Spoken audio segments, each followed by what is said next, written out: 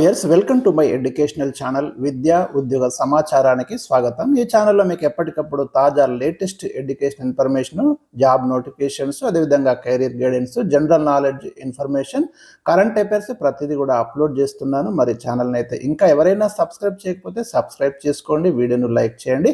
ఈరోజు ఒక latest news మనకు వెలుగు దినపత్రికలో వచ్చింది. అది మనకు ఎవరైతే డిప్యూటీ ఈఓ ఉద్యోగాల కోసం ప్రిపేర్ అవుతున్నారో వాళ్ళకు తాజా సమాచారం అందించాలనే ఉద్దేశం తోటి మరి వెలుగు వాళ్ళు ఇచ్చారు. దాన్ని మరి మీకోసం అయితే ఇక్కడ యూజ్ అవుతుందనే ఉద్దేశంతో దాన్ని ఇక్కడ తీసుకోవడం జరిగింది. ఈ ఆర్టికల్ని డిప్యూటీ ఈఓ నోటిఫికేషన్ సంబంధించి గతంలో కూడా నేను ఒక వీడియో ఇచ్చాను మీకు. ఎందుకంటే ప్రభుత్వం ఆల్రెడీ గ్రీన్ సిగ్నల్ ఇచ్చింది ఈ పోస్టుని భర్తీ చేయొచ్చు అని. అయితే ఇంకా మనకు ఫైనల్ నిర్ణయం జరగలేదు. దేనికోసం అంటే ఇక్కడ కొన్ని టెక్నికల్ ఇష్యూస్ ఉన్నాయి. ఇంటర్వ్యూస్ ఉంచాలా వద్దా అనేది. ఇంటర్వ్యూ తీసేయాలనుకుంటే పాత ఆర్డర్స్ ఏవైతే ఉన్నాయో, పాత ప్రొసీడింగ్స్ అవి రద్దు చేయాలి. కొత్తగా ఈ పోస్టులకు ఇంటర్వ్యూ ఉండదు అని గవర్నమెంట్ మళ్ళీ క్లారిఫికేషన్ ఇవ్వాలి. సో దానికోసం టీజీపీఎస్సీ ఏం చేసిందంటే రీసెంట్గా ఒక లెటర్ రాసింది. ఎవరికి? మన విద్యాశాఖకు. ఇక్కడ మనం ఒకసారి డిస్కస్ చేద్దాం ఈ ఆర్టికల్ని. ఇంటర్వ్యూలు పెడతామంటున్న కమిషన్, నో అంటున్న విద్యాశాఖ. టీజీపీఎస్ ఏమంటుంది అంటే డిప్యూటీ ఈఓ పోస్టులకు గతంలో ఇంటర్వ్యూలు ఉన్నాయి, మరి ఇప్పుడు కూడా ఇంటర్వ్యూలు ఉంచుతూ మేము నోటిఫికేషన్ ఇస్తాము, మీరు అనుమతించండి అని టీజీపీఎస్ అంటుంది. విద్యాశాఖ ఏమంటుంది? లేదు, గ్రూప్ 1కే ఇంటర్వ్యూస్ లేవు కదా, మరి ఇంకా ఆ స్థాయి పోస్ట్ కూడా కానప్పుడు మనము దీనికి ఎందుకు ఉంచాలా ఇంటర్వ్యూస్? మనం పారదర్శకత కోసమే అవన్నీ తీసేశారు ఇంటర్వ్యూస్, ట్రాన్స్పరెంట్గా నియామకాలు చేద్దామనే ఉద్దేశంతో అని విద్యాశాఖ ఒక క్లారిఫికేషన్ ఇచ్చింది. సో మొత్తం మీద ఏం జరుగుతుంది అనేది మనకి ఇక్కడ ఈ ఆర్టికల్లో ఒకసారి చూద్దాము. రాష్ట్రంలో మనకు డిప్యూటీ ఎడ్యుకేషన్ ఆఫీసర్ అంటే మనకు డిప్యూటీ ఈఓ పోస్టులు, అంటే దీని తర్వాత నెక్స్ట్ డిఈఓ ప్రమోషన్ ఉంటుంది. మంచి పోస్ట్ ఇది. విద్యాశాఖలో స్కూళ్ళ పర్యవేక్షణ కావచ్చు, మొత్తం మీద విద్యా కార్యక్రమాల అమలు కీలక పాత్ర పోషించేటటువంటి పోస్ట్ ఇది. ఈ పోస్టుల భర్తీ ప్రక్రియలో మనకి కొత్త పీఠముడి అంటూ మనం ఇక్కడ చూడొచ్చు. ఇంటర్వ్యూల నిర్వహణ విషయంలో అటు టీజీపీఎస్సీకి ఇటు స్కూల్ ఎడ్యుకేషన్కి మధ్య ఒక ఏకాభిప్రాయం అనేది రావడం లేదు. మరి ఈ పోస్టులకైతే ఇంటర్వ్యూలు పెడతామని టీజీపీఎస్సీ అంటుంది. అత్యున్నతమైనటువంటి గ్రూప్ 1కే రద్దు చేసినప్పుడు వీటికి ఇంటర్వ్యూస్ ఎందుకని అటు విద్యాశాఖ క్వశ్చన్ చేస్తుంది. మొత్తం మీద దీనివల్ల ఇప్పుడు ఈ పోస్టుల భర్తీ అనేది ఆలస్యం అవుతుంది అనేది ఇక్కడ ప్రధానమైనటువంటి సారాంశం. మనకి మొత్తం 28 పోస్టులకి డిప్యూటీ డిఈఓ పోస్టుల భర్తీకి విద్యాశాఖ నిర్ణయించింది. 2008లో ఇచ్చిన నోటిఫికేషన్లో మనకి మొత్తం 42 డిప్యూటీ ఈఓ పోస్టులు భర్తీ చేశారు. అప్పుడు ఇంటర్వ్యూస్ పెట్టారు, రిటర్న్ టెస్ట్ ప్లస్ ఇంటర్వ్యూ ఉంది. ఈసారి అన్ని పోస్టులకు దాదాపు ఇంటర్వ్యూస్ ఎత్తేసిండ్రు కాబట్టి వీటికి కూడా ఎత్తేయాలనే ఉద్దేశంతో అటు స్కూల్ ఎడ్యుకేషన్ ఉంది, టీజీపీఎస్ ఏమో ఇంటర్వ్యూస్ పెట్టాలంటుంది.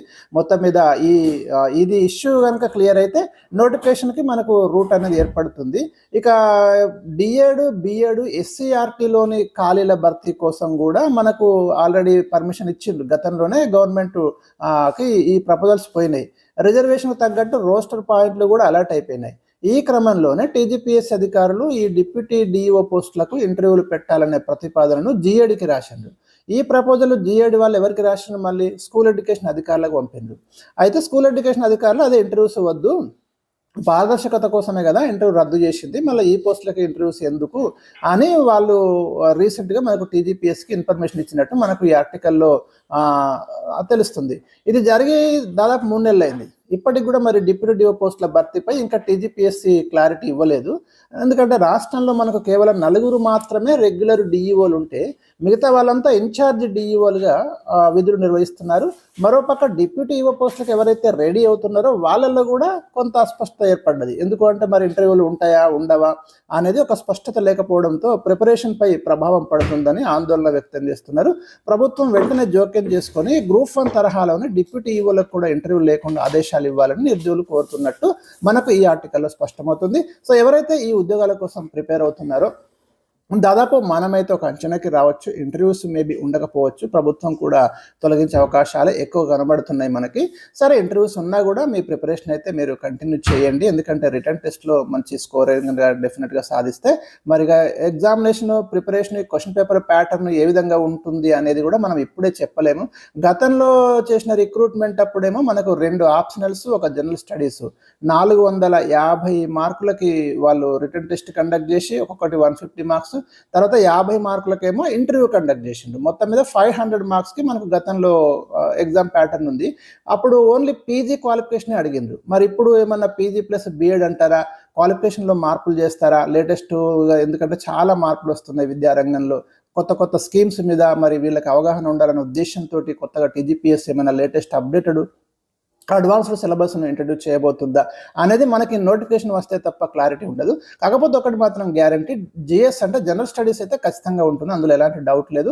సో మీరు ప్రిపరేషన్లో మీ current affairs, general studies questions, previous questions అన్నీ కూడా ప్రాక్టీస్ చేయండి. ఏ రకంగా క్వశ్చన్స్ వస్తున్నాయి టీజీపీఎస్సీలో, మన దానిలో కూడా మా ఛానల్లో దాదాపు 5,000కి పైగా క్వశ్చన్స్ ఉన్నాయి మీకు, previous plus current affairs latest అన్నీ ఉన్నాయి. అప్డేటెడ్ ఇన్ఫర్మేషన్ ఎవ్రీడే మీకు ఒక 10 క్వశ్చన్స్ వస్తున్నాయి, అవి కూడా మీరు చూడండి, ఎందుకంటే చాలా చాలా ఇంపార్టెంట్ క్వశ్చన్స్ ఇస్తున్నా. ఇంకా ఏ అప్డేట్ ఉన్నా కూడా తప్పకుండా మీకు ఎప్పటికప్పుడు సమాచారం అయితే అందిస్తాను. Thank you for watching.